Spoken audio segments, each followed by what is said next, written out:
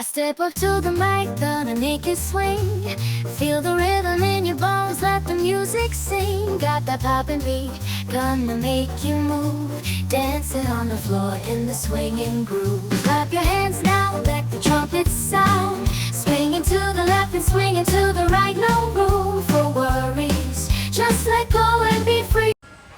Hi guys, so good afternoon, welcome back to my magical world. It's me, Frostbite, your favorite celebrity here in the Philippines. It's 12:48 in the afternoon right now. It's Wednesday, July 31, 2024. So it's basically the end of the month.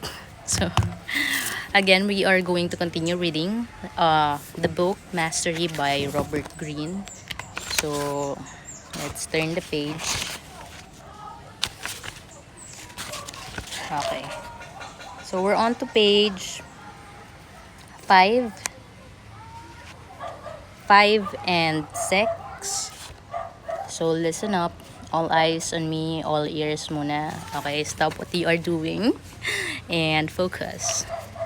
So at the same time that so many people lose themselves in these endless fantasies, they ignore the one real power that they actually. And unlike magic or simplistic, wait lang guys ha. Yan. And unlike magic or simplistic formulas, we can see the material effects of the power in history, the great discoveries and inventions, the magnificent buildings and works of art, the technological prowess we possess, all works of the masterful mind. This power brings to those who possess it the kind of connection, the reality, and the ability to alter the world that the mystics and magicians of the past could only dream of. Over the centuries, people have placed a wall around such mastery.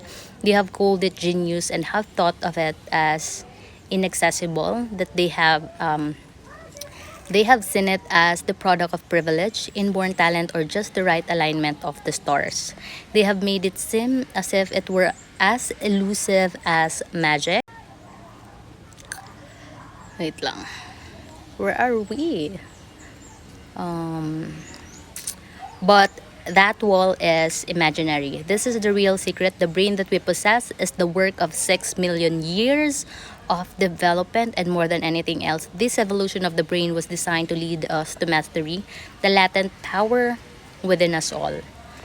So we have here a topic, the evolution of mastery.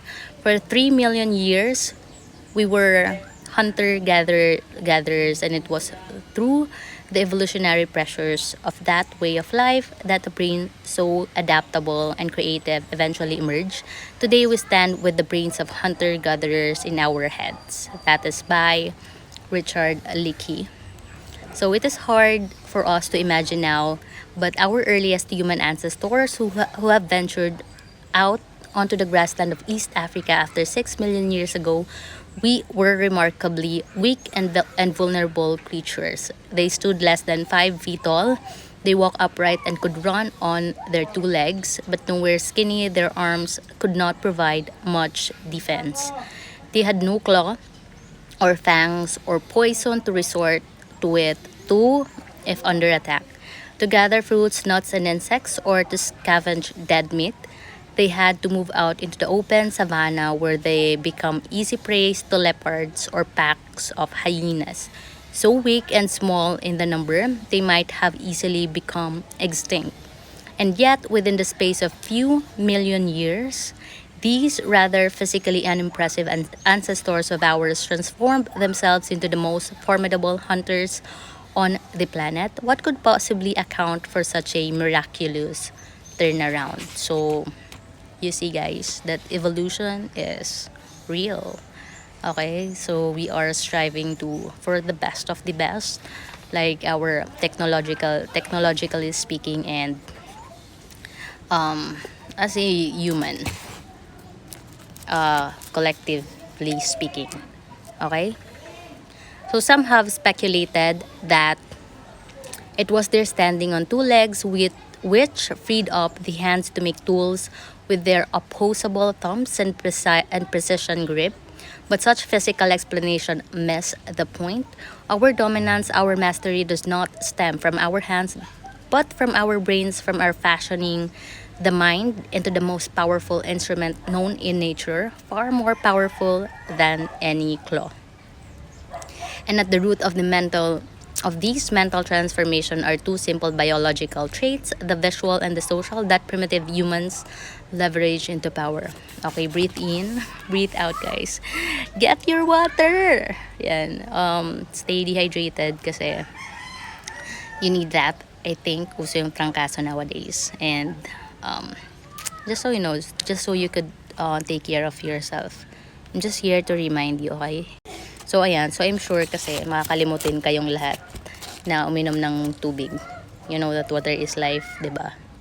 So our earliest ancestors were descended from primates who thrived for millions of years in a treetop environment and who in the process had evolved one of the most remarkable visual systems in nature. To move quickly and efficiently in such a world, they develop extremely sophisticated eye and muscle coordination. Their eyes slowly evolve into a full frontal position on the face, giving them binocular stereoscopic vision. This system provides the brain a highly accurate three-dimensional and detailed perspective, but is rather narrow.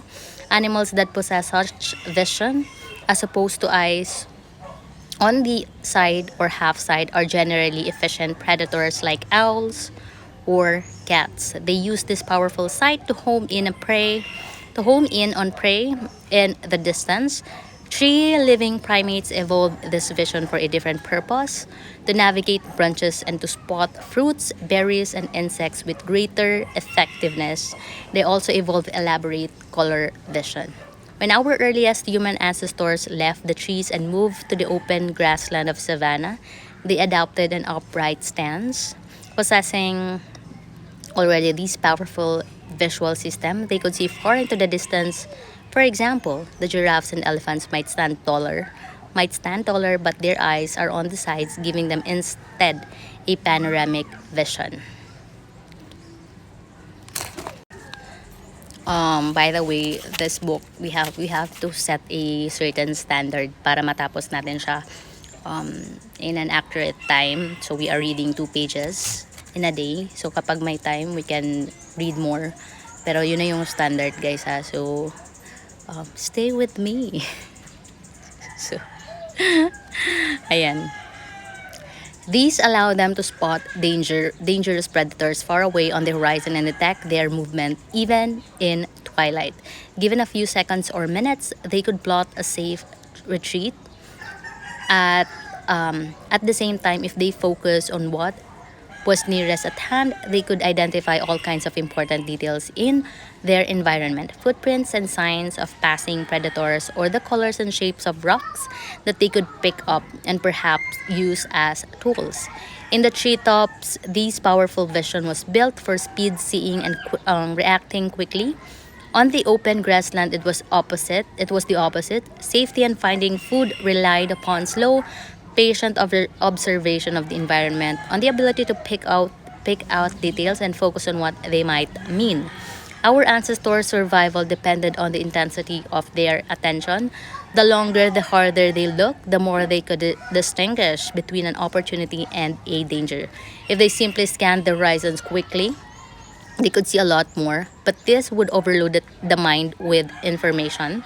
Too many details for such sharp vision. The human visual system is not built for scanning as a cow's is, but for depth of focus. Okay, so iba-iba, guys, yung human vision sa animal vision. Okay, so I hope you learned something today. Parang yung context niya, you have to really digest it in order to take something from it. Okay, guys, so thank you guys for listening, and thank you for helping me make this world a better place for all of us and for the future generation. So we are still squeezing our time, my time, to be with you guys kasi again, marami pang ginagawa. So still it's a busy life lately. So ayan, I'll see you again, and Take, take your meds on the right time and your food. Okay? Bye! When the swing and pop, come and join the spree. Swinging melodies, taking us high. Feel the rhythm.